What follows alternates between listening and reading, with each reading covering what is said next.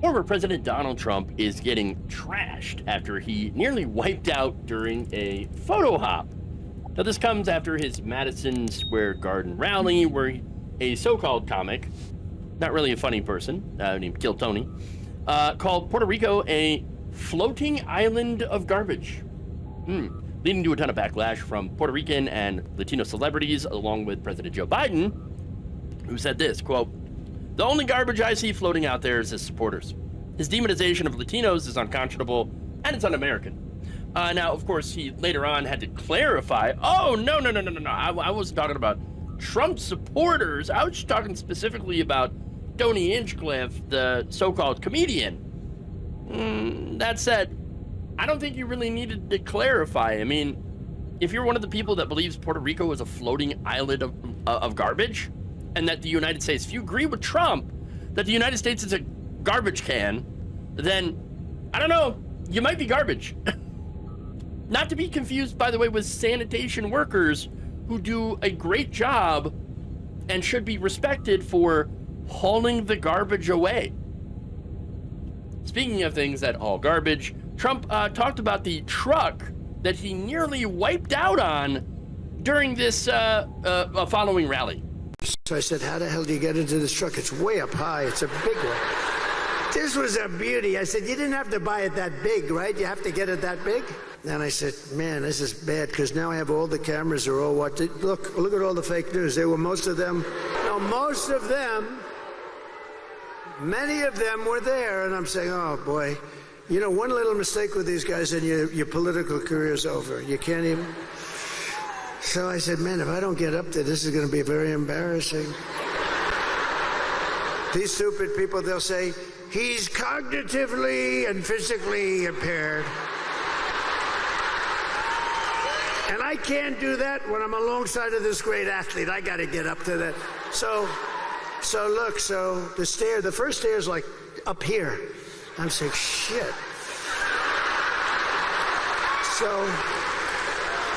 So I had the adrenaline going, and I made it. I had the adrenaline, you know, because if I didn't make it, they were going to call me impaired. No, that's something that your fans actually would have and did do to Joe Biden. And by the way, there's a lot more evidence than that Trump is impaired in some way, but okay. Not that his supporters, fans would see any of that. No. In fact, Sean Hannity is going to gaslight his viewers on Fox News about that very video clip and be like, this is the greatest thing I've ever seen. We are a basket of irredeemable deplorables. We are racist, sexist, fascist-loving Nazis who cling to our God, our guns, our Bibles, our religion.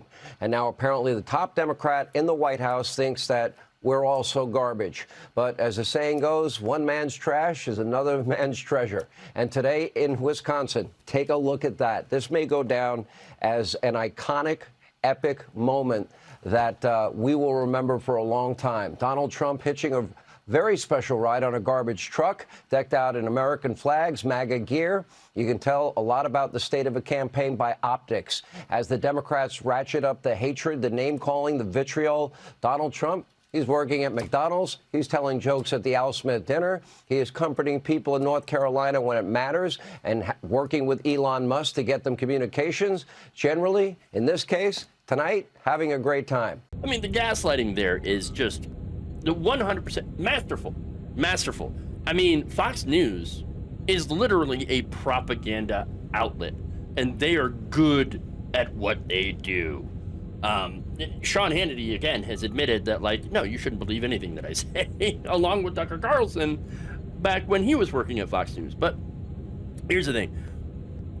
About his comments about, oh, yeah, they're calling us deplorables and racist and sexist, fascist-loving Nazis. I was like, yeah, pretty much, yeah, because you are. I saw a comment on Facebook that fits that really well, and it said, quote, MAGAs get real triggered when you treat them like they treat everyone else. 100%. You have nailed it. You got Trump and his supporters that say the most disgusting smears imaginable. I mean, I've covered a lot of them. And yet, whenever somebody calls them a name back, even if it fits, they cry. Like, oh yeah, I'm gonna say, I'm gonna say that Kamala Harris, she's brain damaged. Her and her follower Democrats are the enemy within. Garbage, un-American. They hate America. They hate you. And then somebody's like, "That's no, you're acting like garbage right now. How dare you?" There's this double standard where they can again say the worst things about Democrats, not to mention the left. They're communists, they're socialists, they're Marxists. You know what? That actually pisses off actual socialists, communists, and Marxists. They're like, hey, we're not at all like Democrats. We're not liberals. Come on, how dare you, right? But again, they'll call gay and trans people pedophiles. I know, it's one of the worst things that you could call somebody. They say that the press is the enemy of the people, and that the Democrats, again, are the enemy. They're the enemy within, and maybe we should send the military after them. But call Republicans trash, MAGA Republicans trash. That's, oh, what a bridge too far, man. What are you doing? Oh my God, how dare you be so divisive? No, you know what I'm tired of? The word police. All right. Trump, he's a fascist. And a lot of his supporters are racist. I'm not sorry about that. I'm not sorry about saying it because it's objectively true. Listen to some of the stuff that they say. Look, about the only thing that's different right now, okay?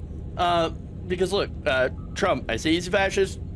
He's a charismatic leader. He's obviously got a lot of people under his spell. That's one part of fascism. They follow a charismatic leader. Then there's the attacks on education, enlightened thought. You got anti-liberalism, pro-authoritarian tendencies. About the only thing that's different is that Trump doesn't have currently imperialist expansionist plans. Okay? That's a bit different. That said, he has turned inward. He's a nationalist.